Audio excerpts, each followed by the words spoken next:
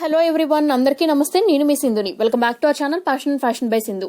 ఇవాల్టి వీడియో చూసే ముందు మన ఛానల్ ఎవరైనా ఫస్ట్ టైం విజిట్ చేసినట్టయితే సబ్స్క్రైబ్ చేసుకోండి. పక్కనే ఉన్న బెల్ ఐకాన్ యాక్టివేట్ చేసుకుని ఆల్ అనే ఆప్షన్ కూడా సెలెక్ట్ చేసుకోండి. ఎంతో రుచిగా, ఎంతో హెల్తీగా ఇవాల్టి వీడియోలో చిలకడ దుంపలతో కట్లెట్స్ ఎలా ప్రిపేర్ చేసుకోవాలో చూపిస్తాను, చూసేయండి. రెసిపీ ప్రిపరేషన్ కోసం 1/2 kg చిలకడ దుంపలు తీసుకున్నానండి. వీటిని స్వీట్ పొటాటోస్ అని అంటాము. వీటిని ప్రెషర్ కుక్కర్ లోకి వేసి తగిన వాటర్ అనేవి పోసి 4 to 5 విజిల్స్ వచ్చే వరకు హై ఫ్లేమ్ లో బాయిలింగ్ చేసుకోండి. బాయిలింగ్ అయిపోయిన తర్వాత వీటికి 2 సైడ్స్ ఉన్న ఎడ్జెస్ పార్ట్ కట్ చేసేసి చిలకడ దుంపలకి పైన తోల్ పార్ట్ మొత్తం కూడా రిమూవ్ చేసేయండి. రిమూవ్ చేశాక మీ దగ్గర పొటాటో మ్యాషర్ ఉంటే దాని హెల్ప్ తో బాగా స్మూత్ టెక్స్చర్ వచ్చేలాగా మ్యాష్ చేసుకోండి. మ్యాషర్ లేకపోతే చేత్తోనే బాగా మ్యాష్ చేసుకోవచ్చు. ఆరల్స్ ఇంకా సింపుల్ గా అవటం కోసం మిక్సీ జార్ లోకి చిన్న చిన్న ముక్కలుగా కట్ చేసుకుని వేసుకుని హై పల్స్ మీద మీరు ఫైన్ పేస్ట్ లాగా కూడా గ్రైండ్ చేసుకోవచ్చు. సో మీ కన్వీనియన్స్ బట్టి మీరు చేసుకోండి. సో బాగా స్మూత్ టెక్స్చర్ ఉండాలండి. లంప్స్ అంటే ఎటువంటి గడ్డలు లాంటి ఉండకూడదు మధ్య మధ్యలో.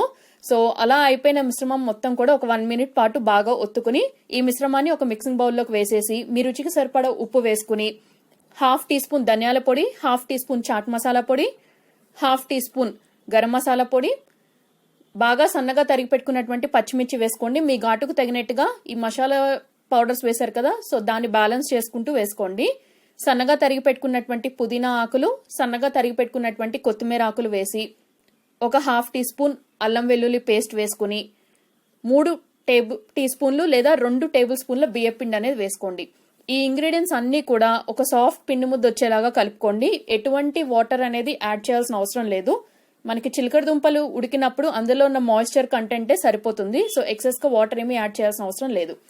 సో ఇలా ఒక స్మూత్ డౌ లాగా కలుపుకుని రెడీగా ఉంచుకోండి. నేను చెప్పిన ఇంగ్రీడియంట్స్ అన్ని కూడా 1/2 kg చిలకడ దుంపలకి సరిపోతాయండి. సో మీరు ప్రిపేర్ చేసే క్వాంటిటీకి తగినట్టుగా నేను చెప్పిన ఇంగ్రీడియంట్స్ రేషియో అంతా కూడా ఇంక్రీజ్ ఆర్ డిక్రీజ్ అనేది చేసుకోండి.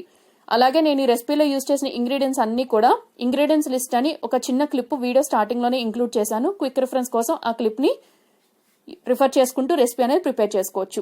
ఇప్పుడు ఈ పిండి మిశ్రమం నుంచి కొద్దిగా పిండి అనేది తీసుకుని 2 అరచేతుల మధ్యలో పెట్టుకుని కొంచెం థిక్నెస్ తో ప్యాటీస్ లాగా చేసుకుని పక్కన పెట్టుకోండి. మీరు ప్రిపేర్ చేసిన ప్యాటీస్ అనేవి బాగా మందంగా ఉండకూడదు, అలానే మరీ పల్చగా కూడా ఉండకూడదు. సో మీడియం థిక్నెస్ తో ఉండేలాగా చేసుకోండి.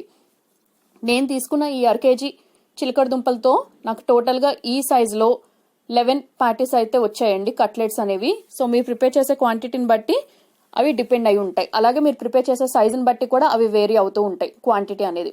ఇప్పుడు స్టవ్ మీద ఒక పాన్ పెట్టుకోండి. ఇందులోకి 2 teaspoons వరకు ఆయిల్ అనేది పోసి మీరు రెడీ చేసి పెట్టుకున్నటువంటి ఈ ప్యాటీస్ అనేవి ఆ పాన్ లో ఎన్నైతే సరిపోతాయో అన్ని మాత్రమే పెట్టి ఫ్లేమ్ ని మీడియంలోకి అడ్జస్ట్ చేసుకుని ఈ ప్యాటీస్ ని గోల్డెన్ బ్రౌన్ కలర్ వచ్చే వరకు 2 sides కూడా ఫ్లిప్ చేసుకుంటూ కుక్ చేసుకోండి. ఒక బ్యాచ్ కుక్ అయిపోయిన తర్వాత వీటిని ఒక ప్లేట్ లోకి డిష్ అవుట్ చేసుకుని సెకండ్ బ్యాచ్ ఫ్రై చేసుకోవడానికి కూడా మళ్ళీ ఇంకొక 2 teaspoons వరకు ఆయిల్ వేసి అలా ఫ్రైయింగ్ చేసుకోండి. సో ఇలా తక్కువ ఆయిల్ తో షాలో ఫ్రై చేసుకోవటం వల్ల మనకి ఎక్కువ ఆయిల్ అబ్జర్వ్ అవ్వదు. అలాగే ఈ చిలకడ దుంపల్లో చాలా ఫైబర్ కంటెంట్ ఉంటుందండి. సో తప్పకుండా అందరూ ట్రై చేయండి. రెసిపీ నచ్చితే లైక్ చేసి, షేర్ చేసి, సబ్స్క్రైబ్ చేసుకోండి. మరొక ఇంట్రెస్టింగ్ రెసిపీతో మీట్ అవుతాను. Thank you all.